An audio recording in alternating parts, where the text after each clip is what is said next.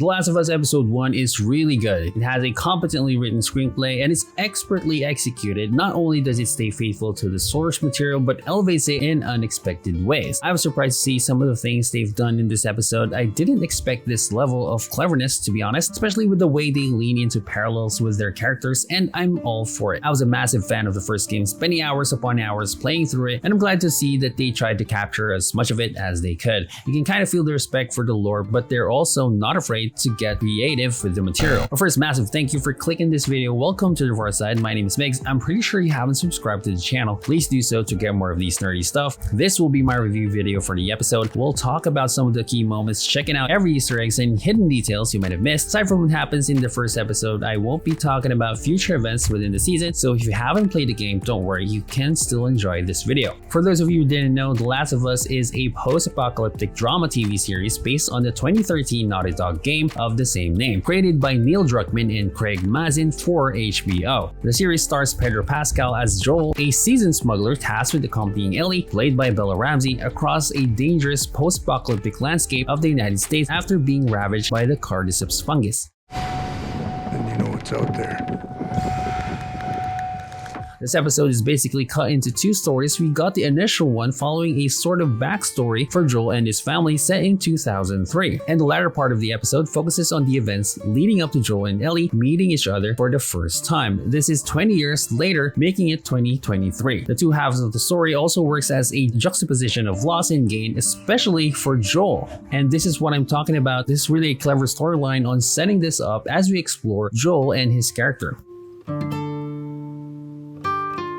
which might also explain the long runtime of the episode. I'm not sure if this is the longest in the series, but this is pretty extensive for a series episode. This one lasts for about 81 minutes, but it doesn't really feel as long because of the two totally different stories here. The initial setup for the show is this 1968 TV show where the host interviews two scientists talking about the possibility of a global pandemic. They go into what they think are possible dangers to humanity. Aside from the real-world parallels this scene provides, one of the scientists, played by John Hannah, states the most danger comes from fungi. Initially, the crowd laughs at this, but when he goes on about some fungi actually invading other organisms, turning them into basically zombies, everyone shuts the f up. The other scientists disagree with this, saying it's not possible for humans, but John Hannah states that evolution might disagree, especially if an external factor necessitates a change. This, of course, might be referring to climate change enabling cordyceps to actually survive within human biology. And we actually see some of the things he's discussing here play out in the episode, like how the cordyceps fungus takes over the human body, replacing human skin with its own flesh. Pretty faithful to the source material, but they have changed some major things, and we'll talk more about that later on in the video. This entire scene really sets up the stakes as well as the tone for the entire episode. There's a lingering threat here, and we get a taste of it early on. This wasn't included in the original game. We aren't told much about the cordyceps virus, but it's one of these changes which benefits a series format, and it really shows how Craig Mazin knows what he's doing. And there are no treatments for this, no preventatives, no cures. They don't exist. It's not even possible to make them. So if that happens, we lose.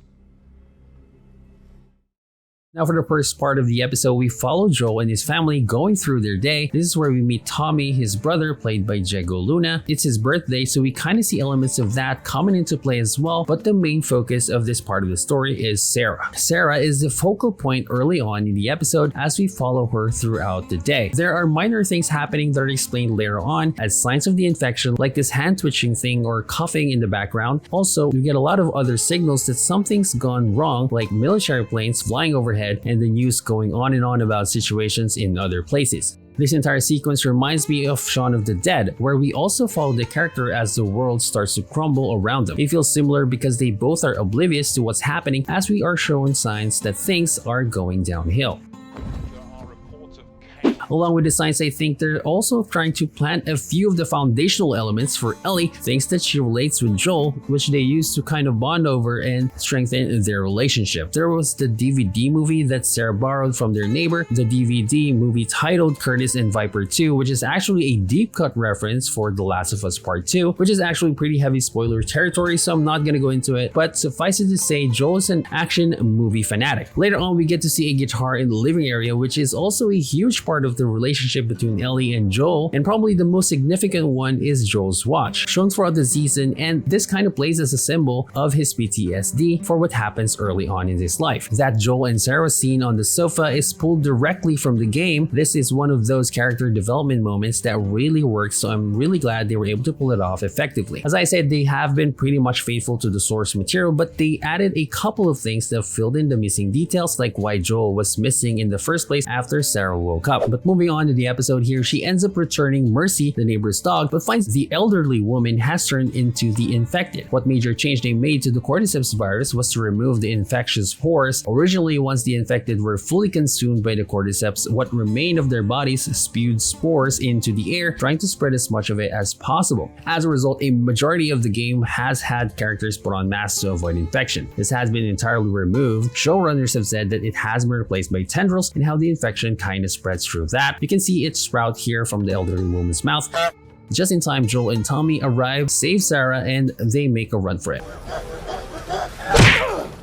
This time we see the streets overrun by military and the infected, and it's total freaking chaos. The level of care and detail trying to represent what the game is trying to do in this early stages is truly amazing. But what is more, they added a few fantastical scenes as we see multiple planes shown leaving, trying to escape the infected area all at the same time. One of which actually crash lands near them, and a piece of it causes damage to their truck. The tension built up perfectly to where Joel had to carry Sarah because of her broken ankle. One of the infected ends up chasing them, but they get saved by a soldier. At this point, we get probably one of the most devastating parts of the story. Specifically, post-apocalyptic movies, soldiers or the military are probably depicted as saviors, except for one or two movies maybe, but essentially when they show up, it's a sign of safety, but not here. Instead of taking them to safety, the soldier has been ordered to put them down. Now, it has to be said that Nico Parker really plays Sarah well. They spend so much time developing Sarah's character that I feel it added to the emotional effect when we finally see this scene. Naturally, Joel pleads with the soldier, but the soldier fires at them and Joel gets shot, but unfortunately, Sarah ends up taking a fatal blow.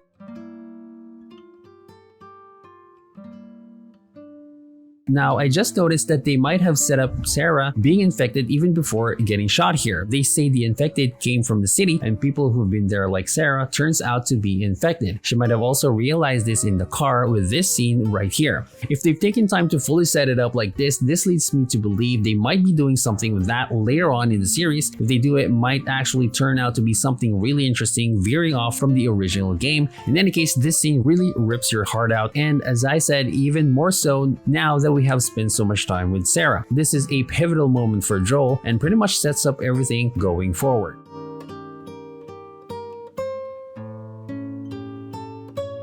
Moving on now to the second part of the episode, we fast forward 20 years right in the heart of the federal quarantine zone in Boston. What the series actually nails is the tone. One of the best aspects of this episode is the showcase of Boston as the center of military dictatorship. After the chaos of the last scene, we get a full 360 here with the depiction of a city just trying to survive. Initially set to protect its citizens, but ends up just exploiting the power vacuum arising from the fall of the old government and the inevitability of an uprising that comes with a fascist authority. Right in the middle of this political landscape is Joel, who has become a smuggler going out of the QZ from time to time to get some supplies and trades with some of the federal soldiers. With this line of work, he has a couple of connections with both sides, being the government and of course the rebellion. The first scene of him we see is a contrast of his previous situation where he carries a young child for protection, and this time just to throw into an incinerator, showing us how far he's gone. For those of you who played the game, you know the introduction was really a short part of the entire game. It's just a setup for what happens to Joel prior to the main parts of the game, and this kind of plays into why I think this entire episode is really brilliant, is that they use the first part as a mirror to the second instead. One of the ways to go about looking this episode is a side-by-side of both parts. If you look at it closely, the first part deals with loss for Joel and his PTSD arising from him unable to protect his family, which leads to the second part where he's kind of detached from everything around him. In any case, this second part of the episode largely deals with how Joel ends up helping Ellie. What actually motivated him to get out of the quarantine zone is because of Tommy, which to him at this point is his only remaining family. In any case, Joel and Tess, in their quest to find a way to get out of the quarantine zone, end up meeting the Fireflies, a rebel group led by Marlene, played by Merle Dandridge. who, it's interesting to note, is also the voice of Marlene in the game. Ellie jumps at Joel with a knife, he blocks it easily and somehow throws her into the wall, maybe just to prove the point that he just don't give a shit. Ellie is played by Ramsey, of course, which you might know her from Game of Thrones as Layla Mormont. To me, she captured the young innocence of being born within the confines of captivity and the natural curiosity of just going outside and experiencing new things. They try to circumvent explaining why she's special for the benefit of the reveal later on, but basically she is immune to the cordyceps infection. You might have noticed or not have noticed any kids. Same as the original game, there are a couple of people born after the global infection, symbolizing how humanity is currently losing the war against cordyceps. Ellie's really important to this world because she hasn't changed after being bitten by the infected. We actually see a board of how long the infection takes hold depending on where you're bitten. Ellie was bitten on the arm, which would have taken at most 8 hours. She has survived for a couple of weeks now, leading Marlene to believe she is the key for getting a cure. Now Marlene orders the Fireflies to help her cross country, but when Joel finds them, almost all of them are gone because of a deal gone wrong with this asshole Robert. Marlene proposes for Joel and Tess to smuggle Ellie out of the QZ to the State House instead in exchange for a fully fueled truck, guns, and supplies. Towards the end of the episode, when they finally get out of the QZ, Joel, Tess, and Ellie emerge from the underground and they stumble upon this soldier who turns out to be Lee, a soldier he bribed with drugs early on in the episode. But instead of letting them go, he tells them to kneel down on the ground as he starts to check if they're infected. Before he can check Ellie, she stabs him in the leg, and before he can retaliate by shooting her, Joel gets in between them. Facing with the same situation with Sarah all those years ago, triggers his PTSD, so he lunges at Lee